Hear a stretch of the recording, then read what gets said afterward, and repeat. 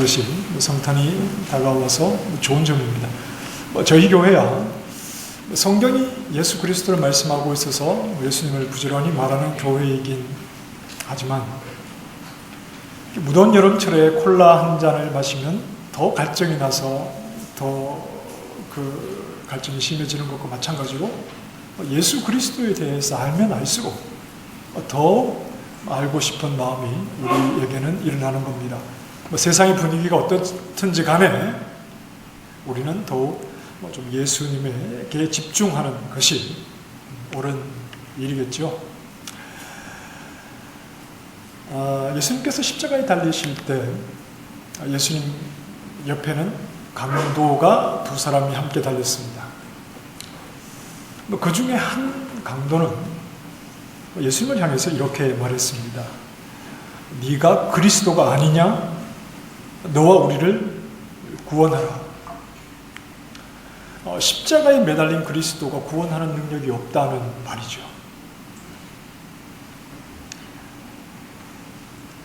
그리고 또 한편에 있던 강도는 당신의 나라에 임하실 때 나를 기억하소서. 나의 구원은 100% 당신에게 달려 있습니다. 이런 말이죠.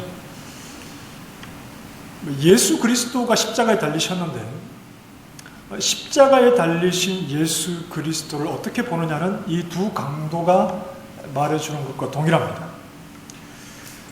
십자가에 달린 예수님을 쳐다보면서 한 강도와 같은 고백을 하는 사람들이 있죠. 저는 지금까지 죄 가운데 살다가 이렇게 진노의 형벌을 받아 매달려 죽어가고 있습니다. 이미 죽은 것이나 마찬가지이지요. 죄 가운데서 살다가 이렇게 죽어가고 있습니다. 하나님의 저주 아래 죽는 것 외에는 아무것도 아닌 존재입니다. 저는 글러먹었습니다. 저 자신에게 어떤 소망을 둘 것이 없습니다. 이미 다 끝난 인생입니다. 오직 한 가지 소망이 있다면 당신만을 바라볼 뿐입니다.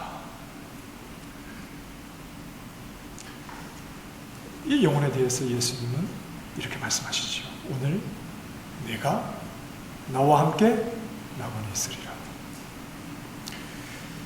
이렇게 구원을 얻는 사람이 있고 또 다른 사람은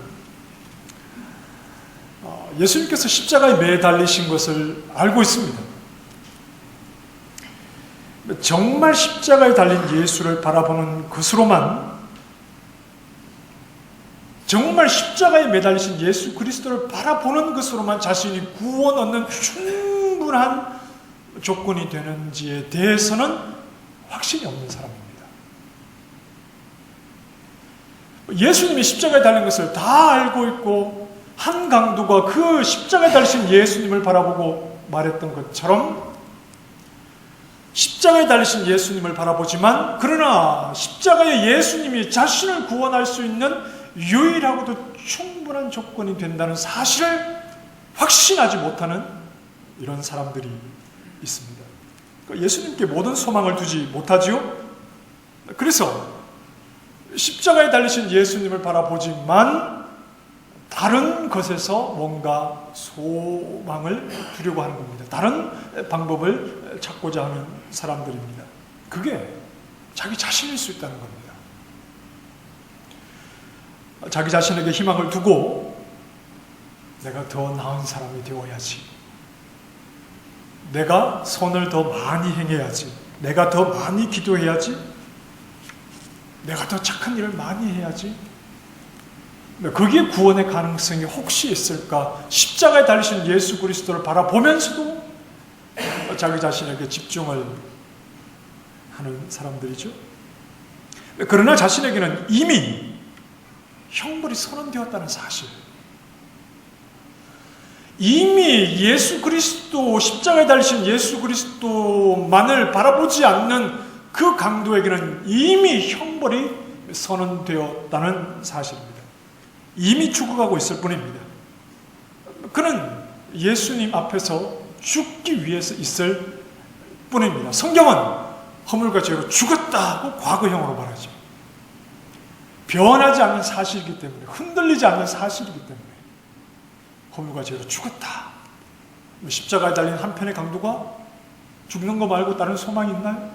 없습니다. 이미 죽은 것이죠. 19세기에 스코틀랜드에서 목회를 했던 로버트 맥체인이라고 하는 목회자가 있습니다. 여러분 맥체인식 성경 읽기표를 아시나요? 네, 그렇게 또 유명한데 이분이 이런 말을 했어요. 주 예수님에 대해서 많이 배우십시오. 주 예수님에 대해서 많이 배우십시오. 자기 자신을 한 번 볼 때마다 그리스도를 10번 바라보십시오. 당신의 온 영혼으로 그리스도의 탁월함을 경험하십시오. 그리스도를 많이 배우고 계십니까? 여러분의 온 영혼으로 그리스도의 탁월함을 경험하고 계십니까? 그렇지 못하다면 나를 자꾸 바라보고 있기 때문에 그래요. 마치 구원의 마지막을 내가 결정하는 것처럼 나를 자꾸 바라보니까 그리스도를 10번 바라봐야 되는데 나를 자꾸 바라보니까 예수님을 믿으면서도 그리스도의 탁월함에 감탄하지 못하고 나 자신을 바라보면 뭐가 있습니까? 이미 십자가의 형벌에 이미 죽어가고 있는 나 자신이 무슨 소망이 있죠? 그런 자꾸 실망하고 신앙생활에 재미가 없는 것이죠. 나는 한 번만 바라보십시오. 한 번을 바라보면서 나에게는 소망이 없구나. 이미 십자가의 형벌이 선언되었습니다. 나는 소망이 없구나. 그러면서 예수님을 10번 바라보시기 바랍니다. 오직 예수님으로부터만 내가 구원을 얻을 수 있는 길이 열리는구나. 예수님을 10번 바라보셔야죠. 딱 숫자적으로 10번은 아니겠죠? 자, 옆에 계신 분과 이렇게 한번 인사하십시다. 예수님을 10번 바라봅시다.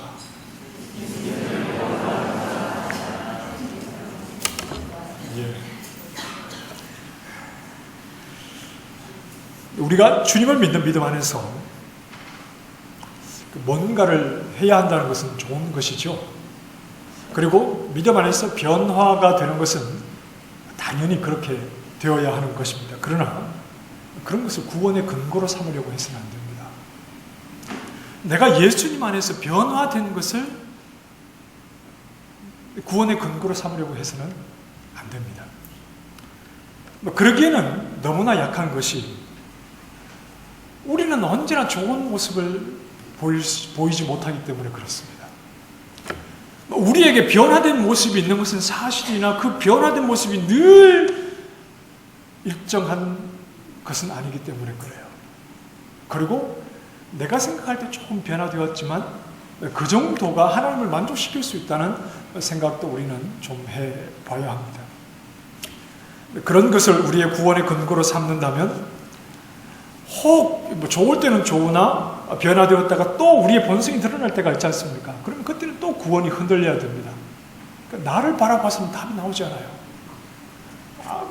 목사라도 저를 바라봐서는 답이 나오지 않습니다. 정말 그렇습니다. 하루에도 수백 번, 수천 번 저에게는 구원에 대한 답이 나오지 않습니다. 예수님께서 우리를 위해서 죽으신 것이 성경에 보면 우리가 아직 무엇 되었을 때? 죄인 되었을 때에 예수님께서 죽으시죠. 하나님 앞에서 죄인이라는 게 뭐죠? 죄인은 어떻게 설명할 수 있을까요? 우리가 아직 죄인 되었을 때 그랬는데 죄인을 하나님 앞에서 어떻게 설명할 수 있을까요? 하나님 보시기에 아무 매력도 없는 존재? 하나님이 기대할 것이 아무것도 없는 존재? 하나님과 완전히 단절되어 버린 존재? 여러분, 죄인을 어떻게 설명하실 수 있죠? 하나님께 어떤 매력도 되지 않는, 어떤 기쁨도 드릴 수 없는 존재. 무엇을 해도 말입니다. 좀 더 심한 말이 있는데 하나님과 원수된 존재가 죄인입니다. 성경이 그렇게 말씀하죠. 이 어떤 더 큰 말, 더 심한 말로 죄인을 표현해야 되는데 죄인을 표현하기에도 적당한 말들이 좀 잘 찾기가 어렵네요.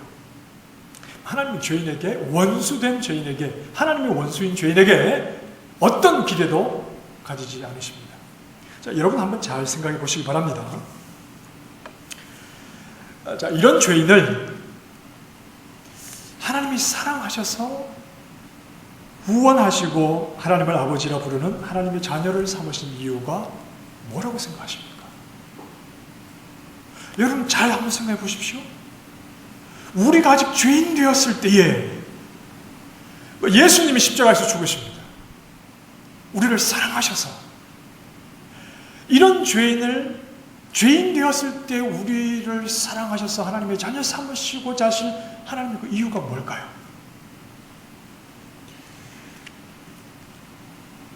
자, 앞으로는 죄 안 짓고 선한 일을 많이 하며 살라고, 변화된 삶을 살라고 아직 죄 가운데 있을 때 우리를 구원하셨겠습니까? 아니면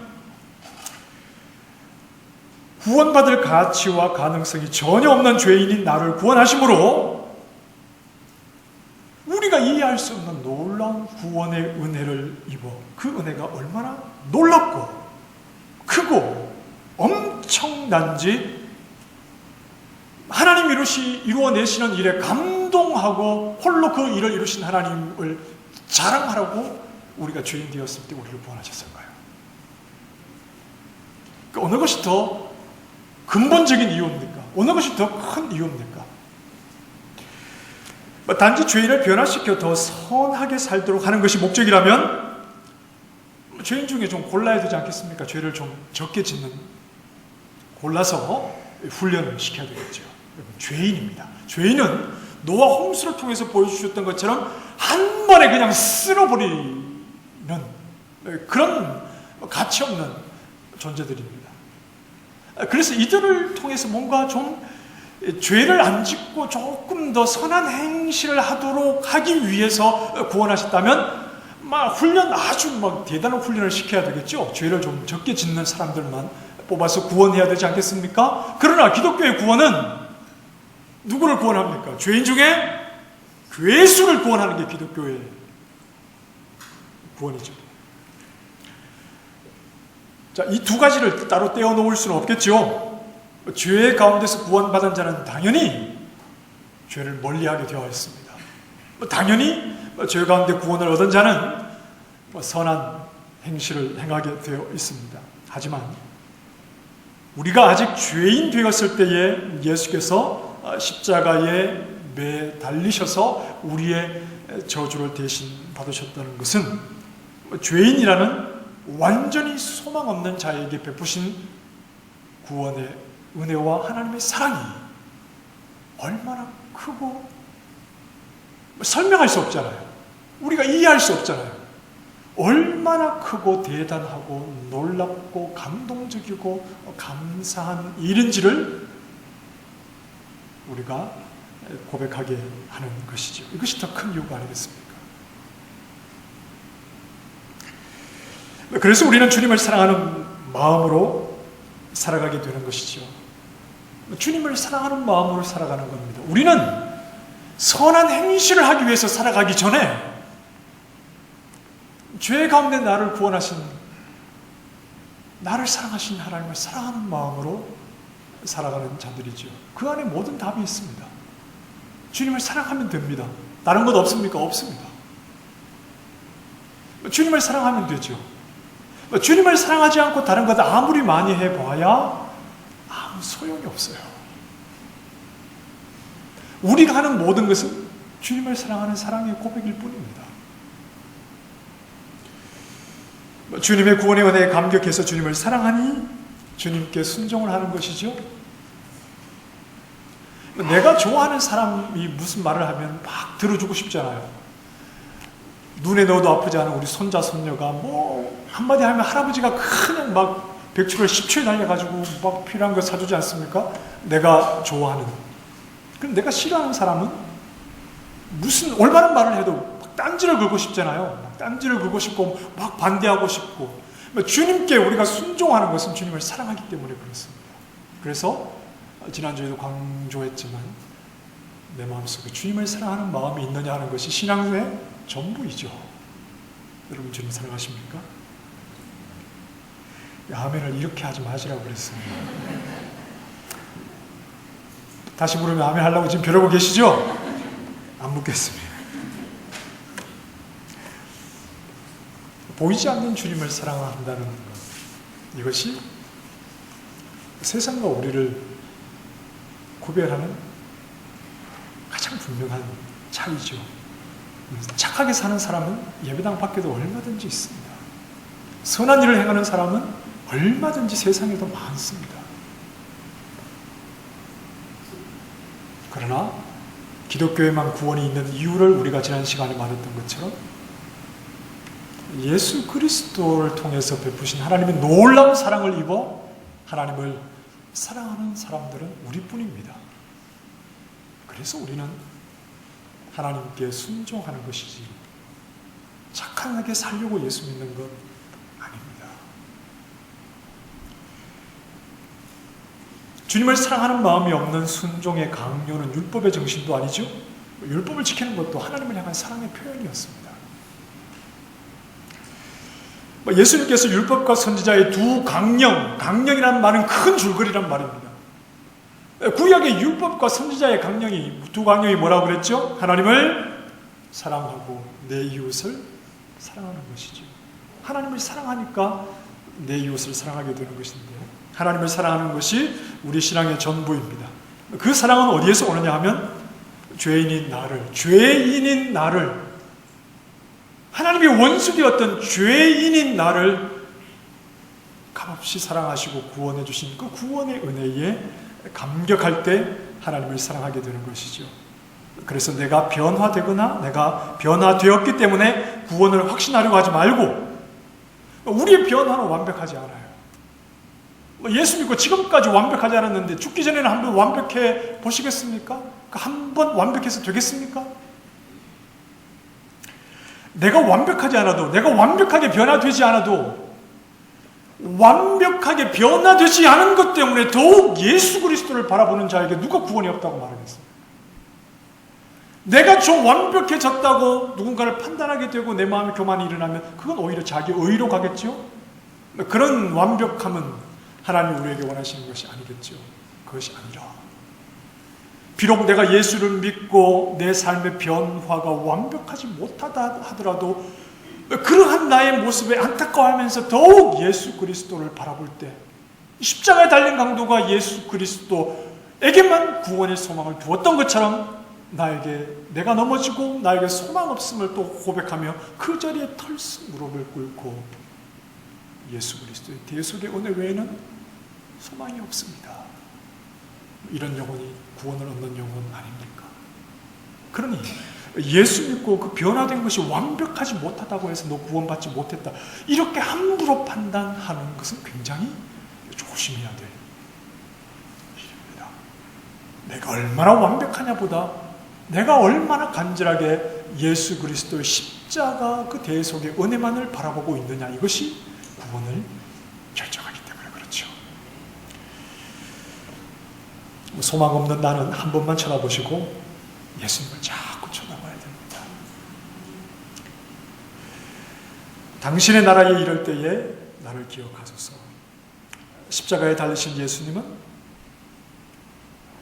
나의 구원을 위해서 아무것도 할 수 없는, 이미 형벌을 받아 십자가에 매달려 있는 한편 강도와 같은 나를 구원하시기에 충분하신 분이기 때문에 그 주님을 사랑하게 되면 죄에서는 점점 멀어지게 되어 있습니다. 내가 얼마나 죄를 짓지 않느냐, 내가 얼마나 경건하냐, 여기에 주목하느라 예수님을 쳐다보는 일에 소홀해져서는 안 될 것입니다. 자, 이미 우리가 알고 있는 것처럼 그리스도라는 말은 기름 부음을 받은 자, 이런 의미죠. 헬라어로는 이제 크리스토스, 크리오라는 단어에서 나온 말입니다. 이 크리오라는 단어는 기름을 바르다, 이런 말입니다. 그리스도는 기름 부음을 받은 분. 구약 시대에는 새 직분을 세울 때 기름을 부었는데 여러분 아시죠? 왕과 제사장과 선지자 이 새 직분을 세울 때 이제 기름을 부었습니다.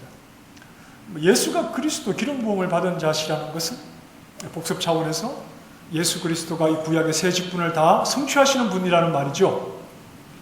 구약 시대의 왕들은 역사적인 인물입니다. 선지자들이나 다 역사적인 인물들이지만 구약의 역사적인 인물들, 왕인과 선지자와 제사장들은 다 누구를 보여주는 그림자였습니까? 진정한 왕이시고 제사장이고 선지자이신 예수님을 보여주는 그림자 역할을 했다는 말입니다. 이것만 봐도 여러분 구약에서 왕을 다 빼보십시오.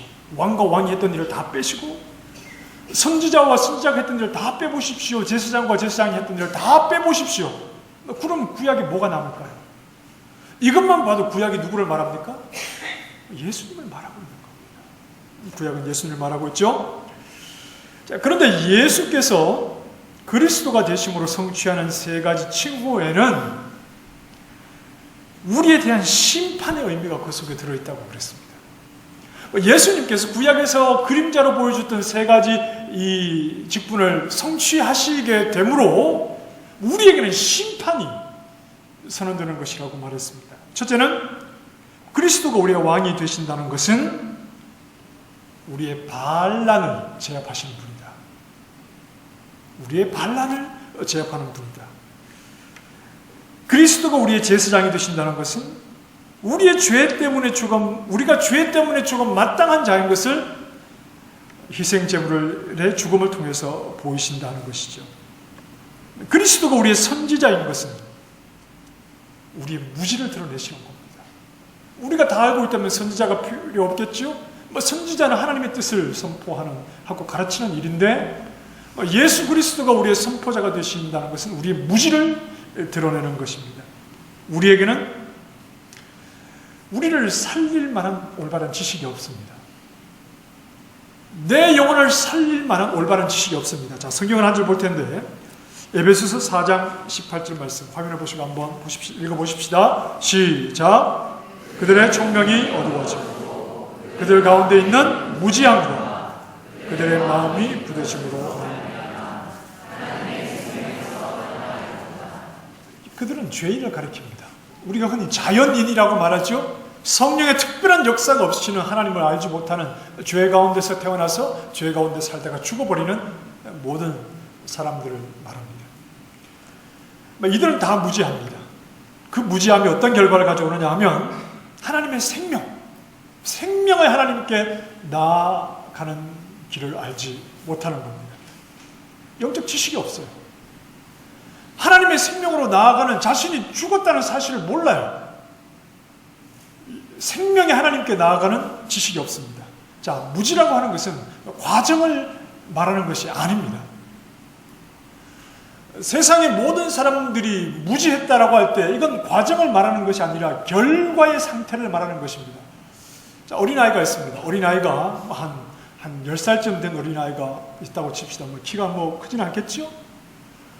이 어린아이가 키가 작은 것은 결과입니까? 과정입니까? 과정입니다. 밥 많이 먹고 나이가 먹으면 키가 점점 더 크게 되겠죠. 그러나 죄인들이 무지하다는 것은 언젠가는 알게 되겠지. 언젠가는 때가 되면 자연적으로 살다가 보면 생명으로 나아가는 바른 지식이 생기겠지. 그런 과정이 아니라는 말입니다. 이건 결과의 상태를 말합니다. 그래서 생명으로 나아가는 길을 알지 못하고 생명에 대한 지식이 없이 살다가 그냥 그렇게 죽어버리는 것을 말합니다. 이게 자연스러운 인생이죠. 이런 인생에게 오셔서 선지자이신 예수님께서 어떤 말씀을 하시느냐 오늘 본문인데 27절 말씀을 같이 한번 읽어보실까요? 선지자이신 예수님께서 오셔서 어떤 말씀을 하시느냐 하면 27절입니다. 시작.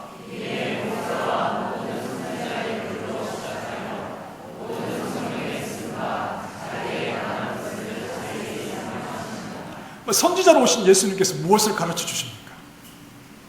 무지한 인생들에게 무엇을 가르쳐 주시죠?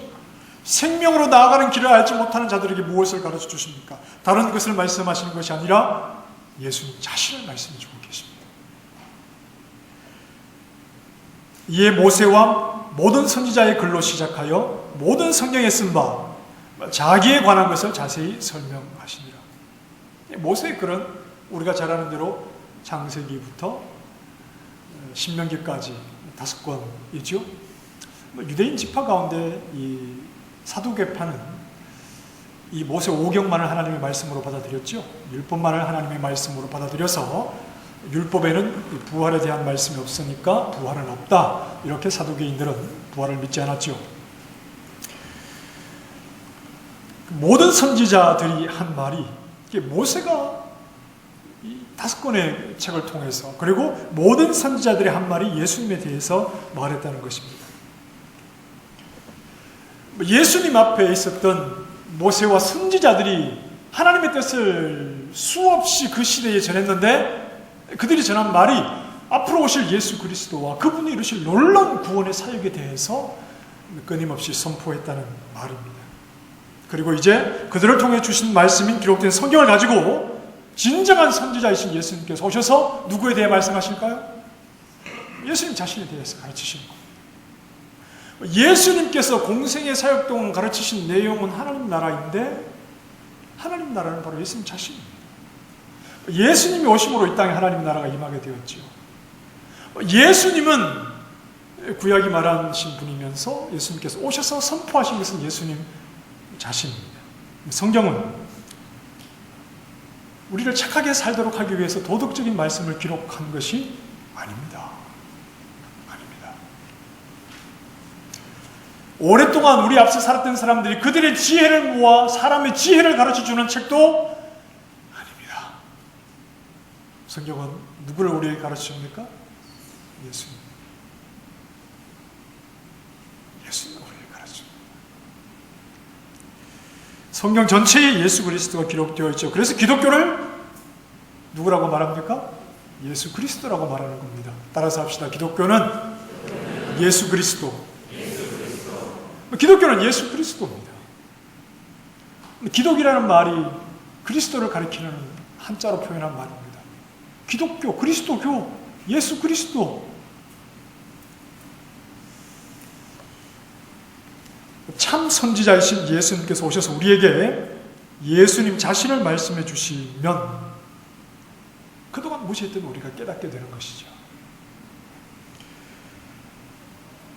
그동안 예수 밖에서 나는 무지한 죄인이었다는 사실을 깨닫게 되는 겁니다. 무지했습니다. 생명을 어떻게 얻는지 알지 못하는 무지한 죄인이었구나.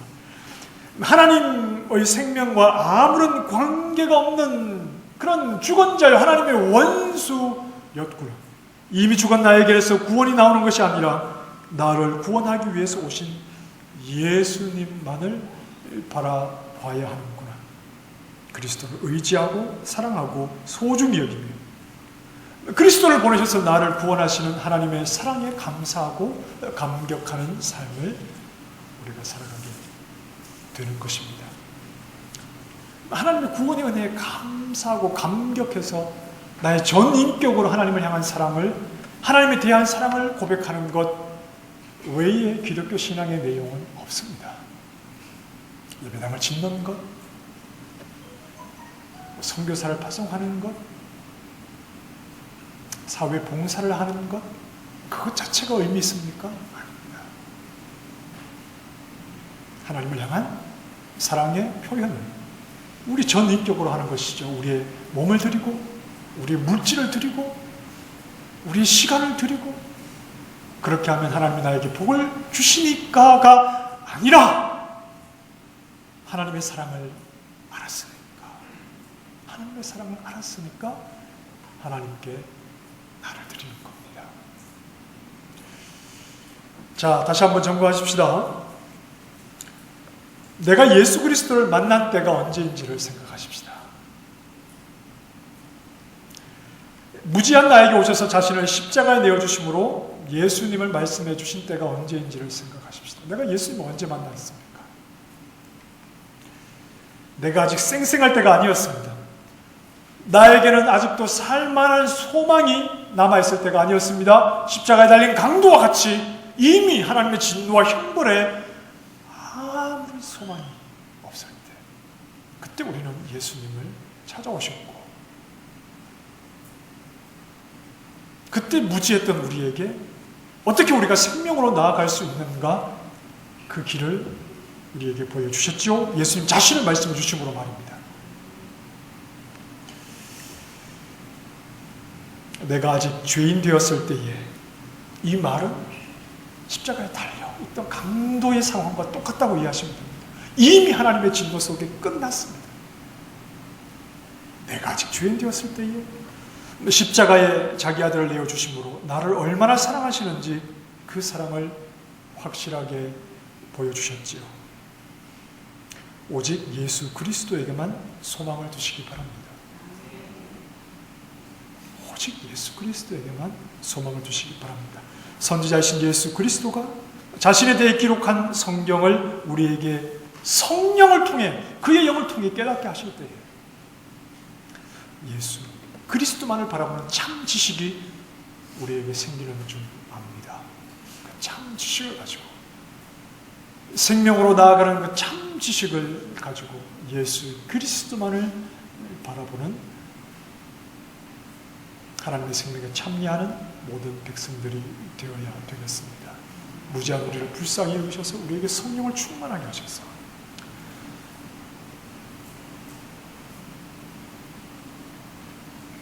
예수 그리스도를 바라보는, 십자가에 달린 강도의 자리에서 오직 예수 그리스도께만 모든 소망을 두는, 믿음 안에서 살다가 뭔가 나에게 부족함이 일어났을 때 구원에 흔들리지 말고 그 자리에서 더욱 예수 그리스도만을 바라보는, 그래서 영원한 생명에 참여하는 믿음의 종들이 다 되시기를 성령께서 주장해 주시기를 원합니다.